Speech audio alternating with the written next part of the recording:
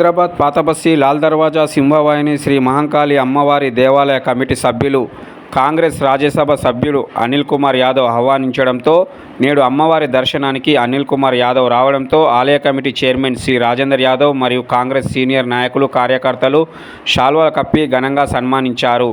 అనంతరం అమ్మవారి ఆలయంలో ప్రత్యేక పూజలు నిర్వహించారు. ఈ సందర్భంగా అనిల్ కుమార్ యాదవ్ మీడియాతో మాట్లాడుతూ లాల్ దర్వాజా సింహవాహిని శ్రీ మహంకాళి దేవాలయం 100 సంవత్సరాల చరిత్ర కలిగిన దేవాలయమని కొనియాడారు. ఈసారి కాంగ్రెస్ ప్రభుత్వం తరపున అత్యంత వైభవంగా బోనాలు జరుపుతామన్నారు. బోనాలు పూర్తయిన తర్వాత కమిటీ సభ్యుల మధ్య విభేదాలు తొలగించేలా చర్చిస్తామన్నారు.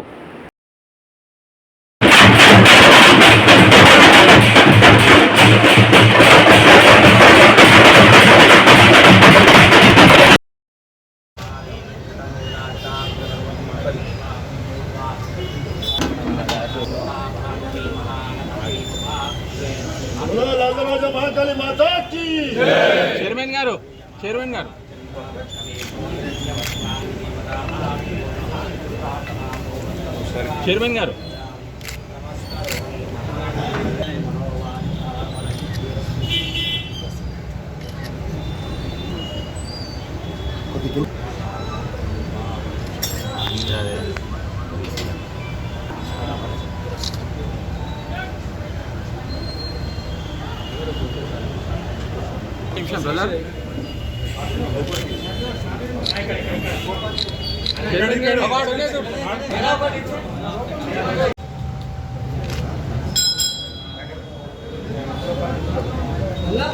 ఢిల్లీలో ఈసారి దశాబ్ది ఉత్సవాలు 9 years నుంచి చేస్తున్నాం.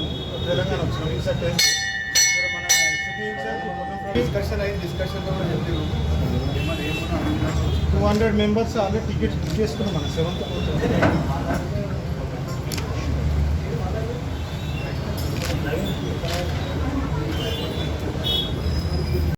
లాల్ దర్వాజా మహంకాళమ్మని దర్శించుకోవడానికి నేను రాజ్యసభ సభ్యుడిగా ఎన్నికైన తర్వాత మొట్టమొదటిసారిగా అమ్మవారిని దర్శించడానికి రావడం జరిగింది. ముఖ్యంగా గుడి కమిటీ చైర్మన్ అయినటువంటి పెద్దలు రాజేందర్ యాదవ్ గారు, అదేవిధంగా కమిటీ సభ్యులు ట్రెజరర్ కావచ్చు, మెంబర్స్ కావచ్చు, వాళ్ళందరూ కూడా స్వయంగా నా దగ్గరికి రావడం జరిగింది. వాళ్ళందరూ కూడా వచ్చి అమ్మవారిని దర్శించుకోవాలని కూడా చెప్పడం జరిగింది. నేను స్వయంగా పాత నగరంలో పుట్టి పెరిగి ఈరోజు అందరు పెద్దల యొక్క ఆశీస్సులతోని, ముఖ్యంగా మా పార్టీ నాయకుల పెద్దల ఆశీస్సులతోని నన్ను ఇంత చిన్న వయసులో రాజ్యసభకు పంపించారంటే అంతా అమ్మవారి ఆశీస్సులు, పెద్దల ఆశీస్సులు.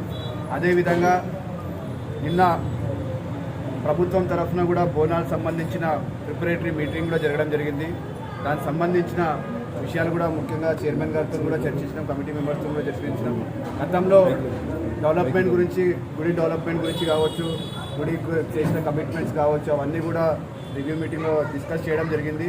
మళ్ళీ కమిటీ తరఫున కమిటీ మెంబర్స్ అందరినీ కూడా నేను అప్పీల్ చేస్తున్నా, మరొకసారి పండుగ అయిపోయిన తర్వాత, ఎందుకంటే ఇప్పుడు ఆల్రెడీ పండుగ దగ్గరలో ఉంది, షార్ట్ నోటీస్లో ఉంది కనుక పండుగ ఘనంగా చేసుకొని, ఎందుకంటే ప్రభుత్వం మారిన తర్వాత ముఖ్యంగా మా ముఖ్యమంత్రి రేవంత్ రెడ్డి గారు స్వయంగా బోనాల పండుగ అంటే తెలంగాణకి ఒక పెద్ద పండుగ కనుక పెద్ద ఎత్తున కూడా అరేంజ్మెంట్స్ జరగాలి, అరేంజ్మెంట్స్లో ఎలాంటి లోపాలు జరగవద్దని కూడా ముఖ్యమంత్రి గారు స్వయంగా మానిటర్ చేస్తున్నారు. ఎన్విరాన్మెంట్ మినిస్టర్ కావచ్చు, నగర మినిస్టర్ పున్నం ప్రభాకర్ కావచ్చు, ఎండోర్మెంట్ మినిస్టర్ కొండ సురేఖ గారు కావచ్చు, వాళ్ళందరూ కూడా స్వయంగా దగ్గరుండి అన్ని అరేంజ్మెంట్స్ దగ్గరుండి చూసుకోవడం జరుగుతుంది. మాకు పండుగని పెద్ద ఎత్తున కూడా విజయవంతం చేసిన తర్వాత లాల్ దర్వాజా సంబంధించిన గుడి ఏదైతే విషయాలు ఉన్నాయో కూడా స్వయంగా వీలైతే ముఖ్యమంత్రి గారు స్వయం టైం తీసుకొని మీ అందరినీ కూడా ముఖ్య నాయకులు ఎవరైతే గుడికి సంబంధించిన కమిటీ మెంబర్స్ కావచ్చు, మాజీ చైర్మన్లు కావచ్చు, మాజీ కమిటీ మెంబర్స్ కావచ్చు, వీరందరూ కూడా కూర్చొని ఒకసారి డిస్కస్ చేసిన తర్వాత ముఖ్యమంత్రి గారికి తీసుకెళ్ళి ముఖ్యమంత్రి గారికి కూడా రిప్రజెంటేషన్ ఇచ్చి మళ్ళీ ఎట్టి పరిస్థితుల్లో కూడా అమ్మవారి గుడి డెవలప్మెంట్ మనం అందరం కూడా కలిసి చేసుకోవాల్సిన బాధ్యత మనందరిపైన ఉంది. మరొక్కసారి నేను పాత నగరంలో పుట్టి, అంటే నేను కూడా చిన్నప్పటి నుంచి అనేక సంవత్సరాలు కూడా అమ్మవారిని దర్శించుకోవడానికి ప్రతి సంవత్సరం కూడా రావడం జరుగుతుంది. మనం గతంలో కూడా చూసినాం, ముఖ్యమంత్రి కాకముందు పీసీసీ హోదాలో కూడా స్వయంగా దర్శనానికి రావడం జరిగింది. ఈరోజు అమ్మవారి ఆశీస్సులతోని కాంగ్రెస్ పార్టీ అధికారంలోకి వచ్చింది. కాంగ్రెస్ పార్టీ అంటేనే, కాంగ్రెస్ అధికారంలో ఉందంటే అది ప్రజల ప్రభుత్వం. మళ్ళీ అన్ని విధంగా ప్రభుత్వం అందుబాటులో ఉండి అందరికీ కూడా అమ్మవారు మేలు చేస్తుందని కూడా కోరుకుంటూ మరొకసారి అందరికీ కూడా నన్ను ఇక్కడ ఇన్వైట్ చేసి మీ అందరు ఆశీస్సులు ఇచ్చి అమ్మవారి ఆశీర్వాదాలు తీసుకోవడానికి నాకు అవకాశం ఇచ్చినందుకు అందరికీ కూడా నమస్కారం.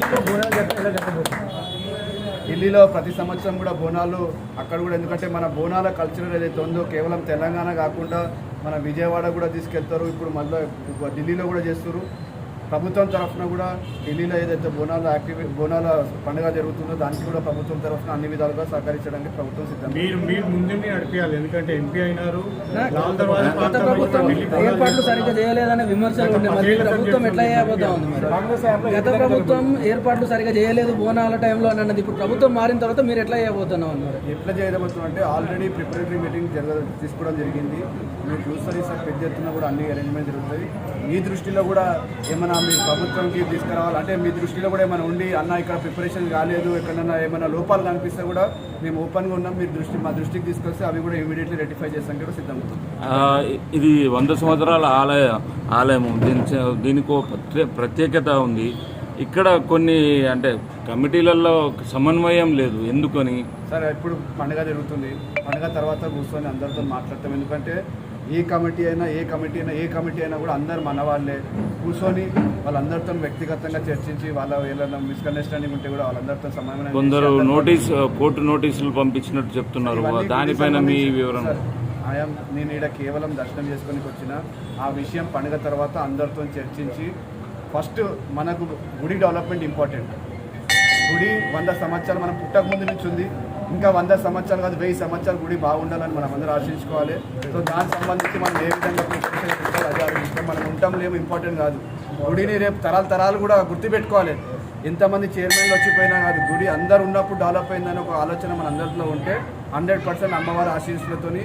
ఇది కేవలం లాల్ దర్వాజాకు సంబంధించిన గుడి కాదు, ఇది తెలంగాణ రాష్ట్రం రేపు దేశవ్యాప్తంగా దేశంలో కూడా ఒక పేరు ప్రతిష్టలు కానీ ఏదైతే ఉజ్జయిని కావచ్చు, లేకుంటే వారణాసి పెద్ద గుళ్ళు ఏదైతే పేరు పరిస్థితులు ఉన్నాయో ఆ విధంగా మనం అందరం కూడా అమ్మవారి పేరుని ప్రపంచం మొత్తం కూడా తెలిసే విధంగా మనం అందరం కష్టపడి చేయాల్సిన బాధ్యత మనందరిపైన ఉందని కూడా గుర్తు చేస్తాం. పండుగ కంటే ముందే అందరినీ ఒక తాటిపైన తీసుకొస్తే బాగుంటుంది కదా.